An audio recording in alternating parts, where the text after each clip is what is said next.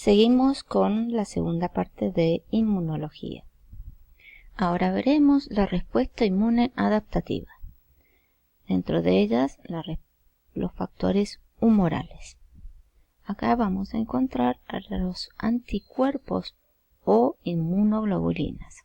El ser humano tiene 5 inmunoglobulinas. La que se encuentra en mayor cantidad a nivel serológico es la G y la que en menos cantidad es la E. Por eso le hemos dibujado esta forma de triángulo.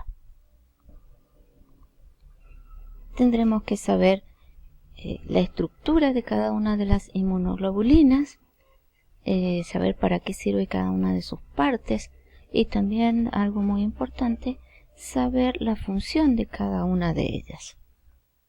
Por último, dentro de este cuadro, veremos los elementos celulares de la respuesta inmune adaptativa.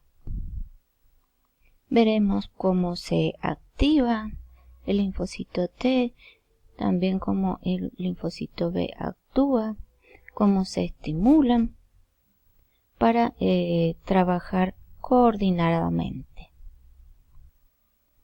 Entonces, los primeros que van a actuar van a ser la respuesta inmune innata, que van a llegar al sitio de la lesión. Luego van a actuar los componentes de la respuesta inmune adaptativa. Los últimos en aparecer van a ser los anticuerpos o inmunoglobulinas. En esta curva vemos en la abscisa el tiempo, en la ordenada la cantidad de microorganismos. Vemos entonces que aumentan mucho los microorganismos hasta que aparecen en escena los elementos celulares y factores humorales de la respuesta inmune innata. Aproximadamente a los 7 días es cuando se activa la respuesta inmune adaptativa. Por último, lo que va a producir son los anticuerpos y de esa forma se va a erradicar la infección. La inmunidad adaptativa también la podemos clasificar en humoral, que son los anticuerpos, y la celular, que eran las células como el linfocito T y B. Dentro de la humoral también la podemos clasificar. La clasificamos en activa. Esta inmunidad adaptativa activa humoral significa que el cuerpo del paciente produce los anticuerpos, las inmunoglobulinas. Activa significa que a su vez esta inmunidad activa adaptativa se divide en natural y artificial. La inmunidad adaptativa activa natural es cuando un paciente se infecta con un microorganismo. Su organismo va a producir los anticuerpos específicos para ese germen. Por ejemplo, un paciente enfermo con sarampión. La inmunidad adaptativa activa artificial es el caso de los niños que son vacunados. La vacuna es un microorganismo o producto de los mismos que han perdido su patogenicidad pero mantienen su inmunogenicidad. Y el organismo de los niños producen los anticuerpos específicos para ese germen. Un ejemplo sería la vacuna contra el sarampión. En esta diapositiva vemos que lo que se inyectan son los antígenos modificados y el organismo del niño va a producir los anticuerpos. Hay todo un capítulo que vamos a ver todas las vacunas obligatorias en los niños y especialmente también las vacunas para el personal de salud. La inmunidad adaptativa puede dividirse también en pasiva, que significa que el cuerpo del paciente recibe los anticuerpos, inmunoglobulinas. Esta inmunidad adaptativa pasiva también se clasifican en natural y artificial. La inmunidad adaptativa pasiva natural es el caso del feto que recibe los anticuerpos de su madre a través de la placenta. También, cuando ya nace el bebé, va a recibir la inmunoglobulina A secretora a través del calostro y la leche materna.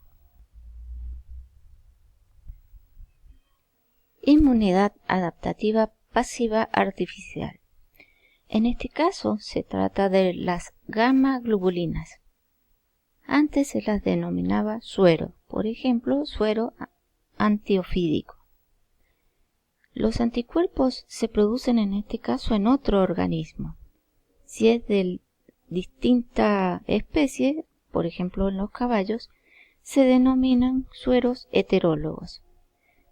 Si estas inmunoglobulinas se producen en organismos de la misma especie, es decir, un ser humano, se denominan sueros homólogos. Esta es una gamma globulina antitetánica. Acá vemos que lo que se inyectan son anticuerpos y estos anticuerpos van a actuar inmediatamente. Este es el caso de un suero antiofídico donde se le extrae el veneno a esta víbora, se lo inactiva a ese veneno, se hace una vacuna, se vacuna a un animal grande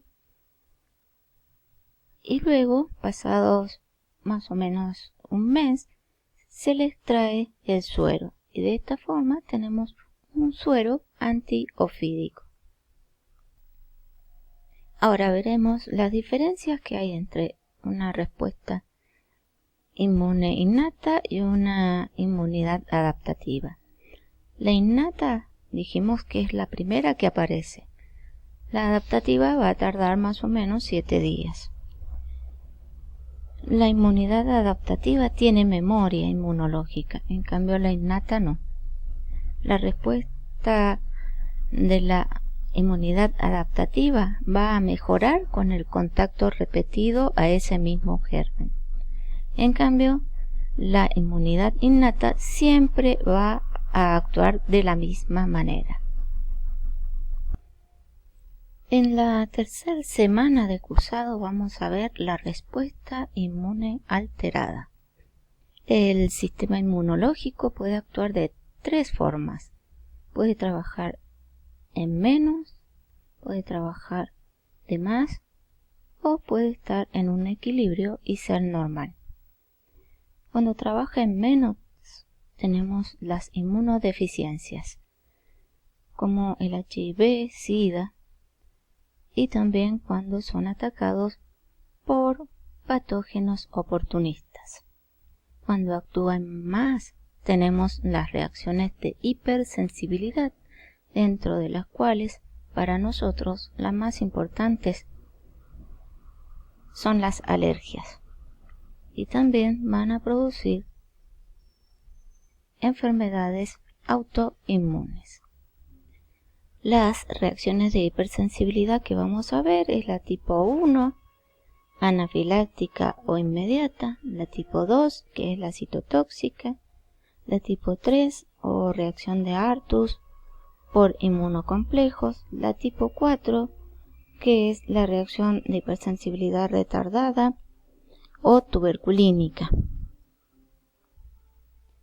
La reacción de hipersensibilidad tipo 1, anafiláctica o inmediata, nos puede dar manifestaciones leves, como en este caso un niño que lo medicamos con una penicilina, donde van a aparecer este eritema o este edema, o si el paciente ya tenía antecedentes de alergia a la penicilina, le podemos producir un shock anafiláctico o un edema de glotis.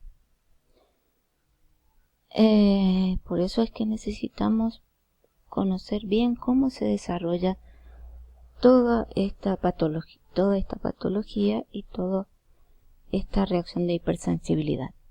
Y en este caso, donde vemos manos con una alergia al látex, generalmente estamos involucrados todo el personal de salud. Son los que en mayor probabilidad van a tener este tipo de reacción. Esta es la bibliografía. Y recuerden que las preguntas van a ser por medio de la mensajería del aula virtual.